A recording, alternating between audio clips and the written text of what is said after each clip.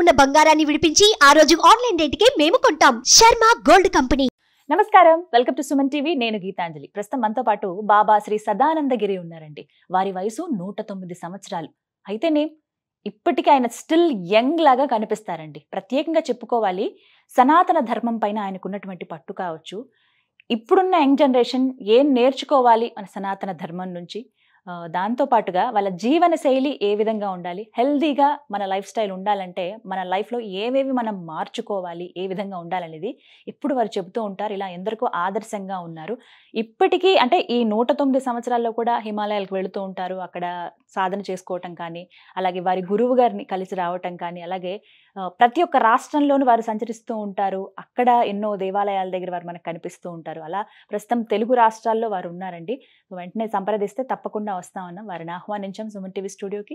మనతో పాటు ఉన్నారు గురువు గారు. వారితో మాట్లాడదాం. గురుగారు నమస్కారం అండి. గురుగారు, మీలాంటి పెద్దవాళ్ళతో మాట్లాడుతున్నప్పుడు సనాతన ధర్మంలో అసలు విడాకుల ప్రశ్నే లేదు అని ఇలా అన్నారు. అలాంటిది మరి ఇప్పుడు ఎందుకు ఇంతగా చూస్తున్నాము?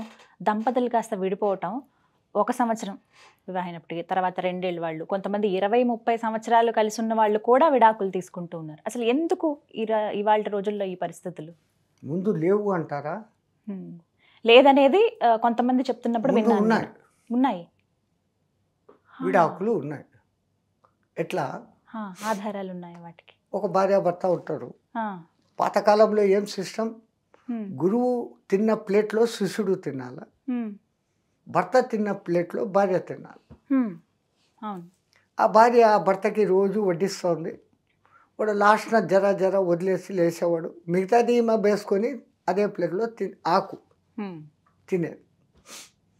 ఒక దినం వడ్డిస్తూ పక్కింటామా ఒక మంచి చీర కొనింది, నాకు కొనియాను, చూస్తాంలే అన్నాడు. 2వ రోజు అడిగింది, చూస్తాంలే.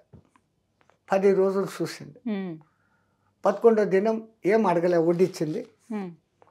ఆయన తిని లేసేయంగానే తను విడిగా ఇంకో ఆకు పెట్టుకొని ఆ ఆకులో తినకుండా పక్కన తినేది. విడి ఆకు, విడాకు. అలా వచ్చిందండి. వాడికి డమ్ అనిపించింది. ఒరే రోజు నా ప్లేట్లో తింటా, ఇప్పుడు ఎందుకు చేసింది? ఓహో, చీర అడిగింది ఇలేదు కదా, బై రేపు కొని తెస్తాను. అది విడియాకు. ఇప్పుడు ఈ దిక్కుమాలిన విడాకులు ఎందుకు వస్తున్నాయంటే ఈగో ప్రాబ్లం పెరిగింది. ఇప్పుడు అమ్మాయికి చదువు బాగుంది, తల్లిదండ్రులకు ఆస్తిపాస్తులు ఉన్నాయి, ఉద్యోగం చేస్తాను. Why I should have to bow my head before you అనే స్థాయికి పోతా ఉన్నారు. సనాతన ధర్మ వ్యవస్థ మొగుడు ఏం చేసినా పడి ఉండు, తాగినా ఉండు అయి నేను చెప్పను, అట్లా చెప్పను.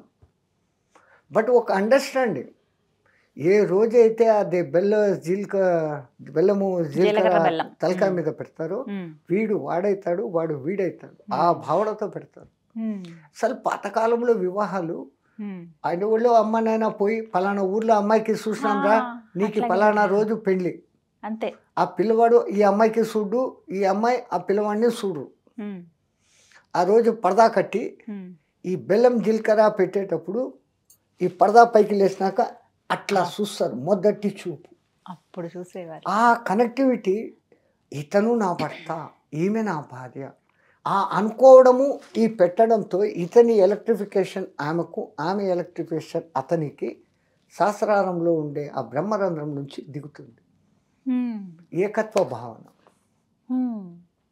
ఆలు మగలు, భార్య భర్తలు, ఇప్పుడు వైఫ్ అండ్ హస్బెండ్, బెండ్.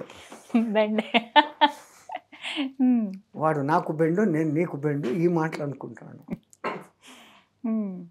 అంటే ఇంకా ఎక్కువ మాట్లాడితే ఇంగ్లీష్ వాళ్ళు అంటారు, wife is a knife to cut your life అని. ఈ డైలాగులన్నీ వస్తాండాయి. ఎందుకు వస్తాండాయి?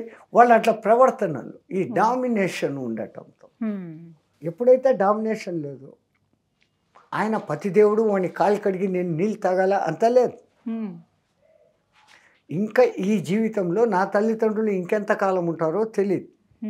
ఇంకా నేను బతికినంత కాలం నా తోడు ఆయన, ఆయనకు తోడు నేను. మనం ఇంకో కొత్త జనరేషన్ని తయారు చేయాలి. ఆ భావనతో ఉన్నప్పుడు ఏ వైషమ్యాలు రావు. అసలు వైషమ్యాలు రాకపోతే అది సంసారం కాదు. సంసారం సాగరం అని మీరంటారు. సంసారం నవరసాల సారం. జర ప్రేమ ఉంటుంది, జర చిన్న చిన్న అల్కలు గలాటాలు ఉంటాయి, జర ఫైటింగ్ ఉంటుంది. నవరసాలు ఉన్నాయిగా, అన్నీ ఉంటాయి, హాస్యము ఉంటుంది. అన్నీ ఉన్నప్పుడు ఆ పరిపూర్ణత వస్తుంది. అందుకనే పూర్వకాలంలో షష్ఠి పూర్తి చేసుకున్న దంపతులను గౌరవంగా చూసేవాడు. అసలు ఎంత బాగా. షష్ఠి పూర్తి అంటే ఎట్లా, వీనికి 60 వచ్చినాయి షష్ఠి పూర్తి కాదు. మ్యారేజ్ అయిన డేట్ నుంచి ఇద్దరూ కూడా అన్యోన్య దాంపత్యంగా 60 ఏండ్లు ఉంటే అప్పటికి రౌండ్ అబౌట్ వాళ్ళకి 80 చేరుతుంది సహస్ర చంద్ర దర్శనం. కానీ పురుషుడికి 60 ఏళ్ళు దాటిన తర్వాత చేసేస్తూ ఉంటారు. బ్యాడ్ పద్ధతే కాదు, వేదం అది చెప్పలే. వాళ్ళు అటువంటి వాళ్ళది ఎంతమంది వచ్చి ఎంత గ్రాండ్గా చేస్తారు. అవును. సో వాళ్ళ ఆదర్శం. 60 ఏళ్ళు వాళ్ళు కలిసి ఉన్నారు మ్యారేజ్ అయినాక. మధ్యలో డింగ్ డాంగ్లు, ఫైటింగ్లు, సబ్ కుచ్ హువా, అన్నీ ఉన్నాయి, కలిసి ఉన్నారు. అది అలా చూస్తాం కొంతమందిని. ఒక్క సనాతన ధర్మంలోనే భర్త ఎట్లున్నా ఏం చేసినా భరించాల నువ్వు, భర్త భరించువాడు అన్నది కమాండింగ్గా చెప్పినా దీని వెనకల ఒక సత్యవంతుడిని మొండి యమధర్మరాజుతో కొట్లాడి బతికించుకుని లేదు, తిరిగి తెప్పించుకుని ప్రాణం. వాళ్ళు 5 మంది పాండవులను ఒక్క లైన్లో నిలబెట్టగలిగింది ద్రౌపది. స్త్రీశక్తి గొప్పది. ఇప్పుడు వచ్చిన ఈ జనరేషన్లో ఈ డామినేషన్ మెంటాలిటీ, అదే problem. Why I should have to bow to you, నీకు నేను ఎందుకు లొంగాలి అంటే తగ్గితే తప్పేంటి అని అనుకోవాలి. ఎక్కడో ఒక చోట కొంచెం కాంప్రమైజ్. పూర్తిగా నీ వ్యక్తిత్వాన్ని చంపుకోకు. కాంప్రమైజ్ లేకుండా లైఫ్ లేదమ్మా. కానీ కొంతమంది వింటూ ప్రతి దానికి అదే డామినేషన్, కొట్లాట్లు పెరిగిపోతే ఆ మనసు విరిగిపోతుంది. ఆ లవ్ అఫెక్షన్ ఉండదు, ఆ బాండ్నెస్ ఉండదు. అదే చెప్తా. అందున రెండవది, ఇప్పుడు ముందుగానే మీట్ టుగెదర్, గెట్ టుగెదర్ అని ఏందేందో ముందే పెళ్లికి ముందే వీళ్ళని తిప్పేస్తా ఉన్నారు. వీళ్ళకు ముందు నుంచి కొన్ని అభిప్రాయాలు పెట్టుకొని ఉంటారు. నా భర్త ఇట్లా ఉండాలా, అట్లా ఉండాలా, నా భార్య వచ్చింది అట్లా ఉండాలా, ఇట్లా ఉండాలా.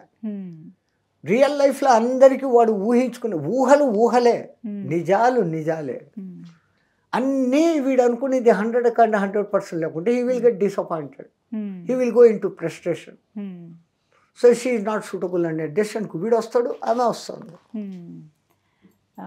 పెద్దలు కుదిర్చిన వివాహం తర్వాత మళ్ళీ లవ్ మ్యారేజెస్, ఆ లవ్ మ్యారేజ్ కూడా అయిపోయి ఇప్పుడు లివ్ ఇన్ రిలేషన్షిప్స్ లో లేదు. ఇప్పుడు లవ్ అనే మాటకు అర్థం చెడగొట్టేశారు.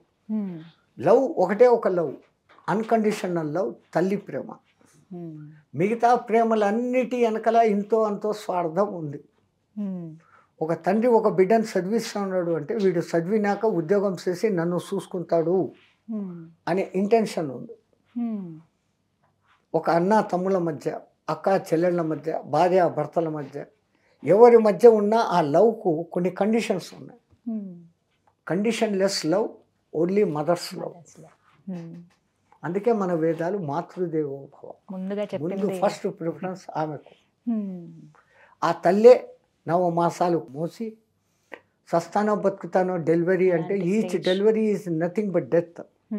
దానికి సిద్ధపడి వానికి కని పాలిచ్చి పెంచి వాడు అను అంటే అమ్మ అను, మామ అను అను మాటలు నేర్పించి వీడు మీ నాయన అని పరిచయం చేస్తే నాయన తెలుసు. అమ్మ సత్యం, నాయన నమ్మకం. అమ్మ చెప్తే తెలిసిందే నాయన, మామ, తాత, అల్లుడు, సంథింగ్ వరుసలు అంతా అమ్మ చెప్తే తెలిసింది. తొలి గురువు అమ్మ. మన సమాజం మారాలంటే ప్రతి ఇంట్లో తల్లి తన బిడ్డలను ఒక జిజియాబాయి లాగా ఒక శివాజీని చేసినట్టు చేయగలగాలి. చేయొచ్చు, చేయడం లేదు. ఎందుకంటే ఆమెకి టైం లేదు. ఆమె ఉద్యోగం, ఆయన ఉద్యోగం, పిల్లలు ఆయాల దగ్గర, వాళ్ళకి ఆ అఫెక్షన్ దొరకడం లేదు. వాళ్ళంత క్రూయల్గా మారుతూ ఉన్నారంటే ఈ కాలం జనరేషన్ పిల్లలు క్రూయల్ మెంటాలిటీలోకి మారిపోతున్నారు, డిప్రెషన్లోకి పోతుండారంటే they are not seeking the love. వాళ్ళకి ఆ లవ్ దొరకడం లేదు. వీళ్ళు పొద్దునే 8 గంటలకి ఉరుకులు పరుగులు వాడికి స్కూల్కి తోసేస్తారు, వీళ్ళు ఆఫీసులకి పోతారు. ఏ రాత్రి 8 గంటలకు అలసిపోయేస్తారు, వాడు ట్యూషన్ నుంచి వాడు వస్తాడు. వాడు పనుకోనంటే గుడ్ నైట్ బిడ్డ అంటారు, పనుకుంటారు. So what is the bounding connection? Miss out చాలా. You should have to spare some time for your children and teach morals. మన సంస్కృతి, మన సంప్రదాయం, మన పద్ధతులు. ఏకపత్ని ఏకబాణం రామ. ధర్మం ఎక్కడ ఉంటుందో అక్కడ దేవుడు ఉంటాడు. భగవద్గీత. ఇవన్నీ చిన్నపిల్లలకు మనం నేర్పించడంలే. Twinkle twinkle little star, how I wonder what you are, humpty dumpty sat on wall had a great fall. ఇవి నేర్చుకోకపోతేనే అసలు ఏమి రావన్నట్టుగా చూస్తారు. అసలు ఒక మాత ఇంటికి నేను పోయినాను.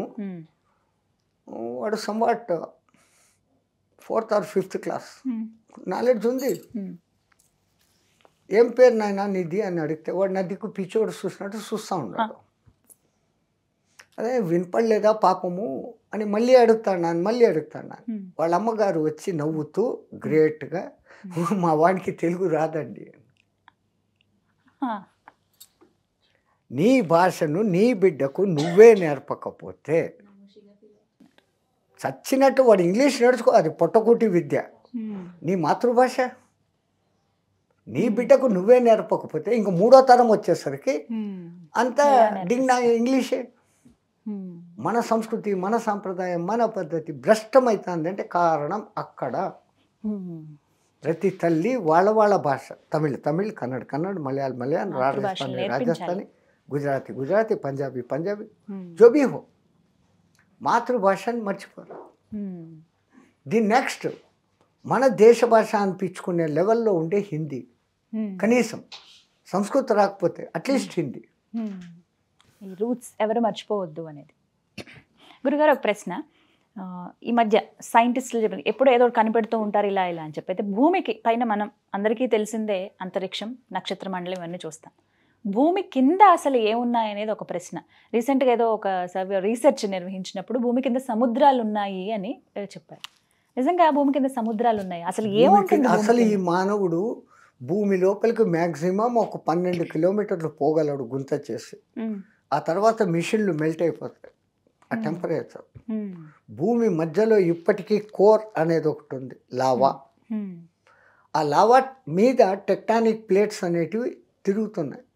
ఒకప్పుడు ఈ ఉండింది ఒకటే టెక్టానిక్ ప్లేట్, గోండ్వానా ల్యాండ్ అని ఒకటే భూఖండం. ఏదో ఉల్కా వచ్చి కొట్టింది, ఆ టెక్టానిక్ ప్లేట్ పగిలింది, అది దూరం జరుగుతా ఇప్పటికీ జరుగుతూ ఉంది. ఒకప్పుడు మన భరతఖండ్ భూమధ్య రేఖ దగ్గర ఉండదు, అది మూవ్ అవుతూ వచ్చి ఆసియాను కొలీడ్ అయింది. వీళ్ళే అంటున్నారు కొలీడ్ అయింది, అప్పుడు హిమాలయాలు పైకి లేస్తున్నాయి అంటున్నారు, ప్రూఫ్. సో అందుకే భారత ఉపఖండం అంటారు. పాకిస్తాన్, ఆఫ్ఘనిస్తాన్తో మొదలుకొని ఈ పక్క బర్మా వరకు అఖండ భారత్. రామాయణ మహాభారత భారత్, ఆ కాలం భారత్. దాంట్లో కొట్టుకునింది అక్కడ భాషా సంస్కృతులు, వీళ్ళ భాషా సంస్కృతులు, కొలీడు, మిక్సింగు, డింగ్ డాంగ్ అన్నీ జరిగి ఇప్పుడు ఇది అంత ముక్కలు పోయి ఈ ముక్క మిగిలి. అప్పుడు పూర్తిగా అఖండ భారతం అంటే అవన్నీ కలిసి ఉండేది. అట్లాగనే టెక్టానిక్ ప్లేట్ ఉన్నప్పుడు కుమరీ ఖండం అనేది ఒకటి ఇప్పుడు భూమి లోపల ఉంది. భూమి లోపలకు ఉంది, సముద్రం లోపల. యాక్చువల్ భూమి రెస్పిరేషన్ తీసుకుంటుంది అనుకుంటే సమ్ క్రోర్స్ ఆఫ్ ఇయర్స్ అన్నప్పుడు ఆ ప్లేట్ పైకి వస్తుంది, ఈ ప్లేట్ అంతా మునిగిపోతుంది. అదే ప్రళయము అని మన వాళ్ళు చెప్పారు. అక్కడ అప్పుడు ఉన్న చేపలు అది ఇది మళ్ళా మార్పులు చెందుతూ మళ్ళా మనుషులు, కొంతమంది మనుషులు బతికి ఈతలు వేసేసుకొని వాళ్ళు వచ్చిన జనరేషన్లకు అన్నీ చెప్తూ ఉంటే వాళ్ళు గాడ్స్ అన్నీ చెప్పుకోవడం జరుగుతుంది. దేవతలు, రాక్షసులు, మానవులు ఎక్కడో లేరు. నవుడు నీలోనే ఉన్నాడు, మా ధవుడు నీలోనే ఉన్నాడు, మధ్యలో మా నవుడు నువ్వు ఉన్నావు. నువ్వు దానవుడుగా మారాలా అంటే కిందికి పో, మాధవుడుగా కావాలంటే పైకి పో. నీకు ఆ జ్ఞానము తెలుసు, ఈ జ్ఞానము తెలుసు. నేను బాగుంటే చాలు, ఓడు ఎట్లన్నా పోనీ అంటే యు ఆర్ దానవా. నేను ఏమైపోయినా పర్వాలే, అందరూ బాగుంటే చాలు అనుకుంటే నువ్వు మాధవ. నా బతుకు నేను బతుకుతానంటే మానవ. కానీ కింద మరి సముద్రం ఉందంటారా లేదంటారా భూమి అరే భయ్ సముద్రం దిక్కు కనపడుతోంది, సముద్రం కింద మళ్ళీ ఒక భూమి ఉంది, దాంట్లోపలికి డ్రిల్లింగ్స్ వేస్తే మీకు ఈ పెట్రోల్ అది ఇది దొరుకుతుంది. అప్పటికే ఆ మిషన్లు వేడెక్కిపోతున్నాయి. ఇంకా అంతకన్నా లోపలికి పోతే పోలేం. పరమాత్మ ఆ క్రియేషన్ అట్లా చేస్తున్నాడు. అది నిజంగా అద్భుతం అండి. సూర్యునిలో ఎంత వేడి ఉందో బయట సేమ్ టెంపరేచర్ మన భూమి మధ్య కోర్లో ఉంది. ఆ టెక్టానిక్ ప్లేట్స్లో ఎక్కడో క్రాక్స్ ఉంటే ఆ ప్రెషర్కు అది బయటికి వచ్చినప్పుడు వల్కనో అగ్ని పర్వత్ అంటున్నాం. సముద్రంలో బడబాలనం అంటారు. సముద్రంలో ఉండే అగ్ని పర్వతాలు బగులితే దాని పేరు బడబాలనం. దావాలనం అని బయట ఉంటే సామాన్య అగ్ని మనది. అందుకే 3 అగ్నుల పూజ మన వాళ్ళు ముందే కనిపెట్టి త్రిఅగ్ని పూజ, త్రిసంధ్య పూజలు చేసుకోరా. ఇది తెలుసుకో, సృష్టి రహస్యాలు తెలుసుకో. వేదంలో ప్రతి ఒక్కటి సైన్స్ అమ్మ, పక్కా సైన్స్. ఏ టైంకి లేచి ఏం చేయాలా, స్నానం ఎప్పుడు చేయాలా, హెల్త్ పరంగా. ఇప్పుడు సంధ్యావందనము, మంత్రాలు, గాయత్రి, ముద్రలు, it is kind of exercise. సంపుటం, శ్రీముఖం, చక్రం అనేసి 24 ముద్రలు గాయత్రికి పెడతాం. ఆ పెట్టినప్పుడు ఆ మూమెంట్స్ కలుగుతాయి ఒళ్ళులో. దేవతలకు ముద్రలు పెడతాం. ఆ యోని ముద్రం ప్రదర్శయామి. ఈ పంచభూతాలు ఇక్కడ ఉన్నాయి కదా, వాటిని ఆ విధంగా మెల్ట్ చేసినప్పుడు అది యాక్టివేట్ అవుతుంది. మన బాడీ పంచభూతాత్మకమైన బాడీ. ఆ విధానాలు కరెక్ట్గా అంతా వాళ్ళు ఎంతో ప్రయోగాలు చేసి కనిపెట్టి ఇది ఇట్లా పెట్టు, ఇట్లా చేయి, ఈ ముద్ర, చిన్ ముద్ర, అది ఇది అన్నీ చెప్పినారు. ఇప్పుడు ఈ ముద్ర పెడతామ్మా, దీనికి ఏమని పేరు పెడతారు మీరు? చిన్ ముద్ర అంటారు, జ్ఞానముద్ర, తపోముద్ర, ఏంటెందో పేర్లు పెడతారు. ఎందుకు పెట్టాలి? నాలో ఉన్న తమో రజో సత్వగుణాలను వదిలిపెట్టి నా హృదయంలో అసూయ అనేది లేకుండా జీవుడనైన నేను నీతో అనుసంధానం అయితా ఉన్నాను. ఇంత అర్థం. ఇదే అనసూయ నందనుడు అత్రి. 3 గుణాలను అతిక్రమించిన వాడు అత్రి. హృదయంలో అసూయ లేకుండా ఉండేది అనసూయ. ఇద్దరు ఇక్కడనే ఉన్నారు. అత్రి అనసూయ నువ్వు గుంచిస్తే ఆ దత్తుడు నీకు దత్తుడై వస్తాడు. ఇది తెలుసుకోవాలి అందరూ. చాలా చక్కగా వివరించారండి. ఇంకా చాలా ఉన్నాయి మాట్లాడడానికి. మీరు మరొకసారి సమయం ఇస్తే ఖచ్చితంగా వీటి గురించి తెలుసుకుంటాం. చాలా సంతోషం. మా గురు కటాక్షం. నమస్కారం. జై శ్రీమన్నారాయణ.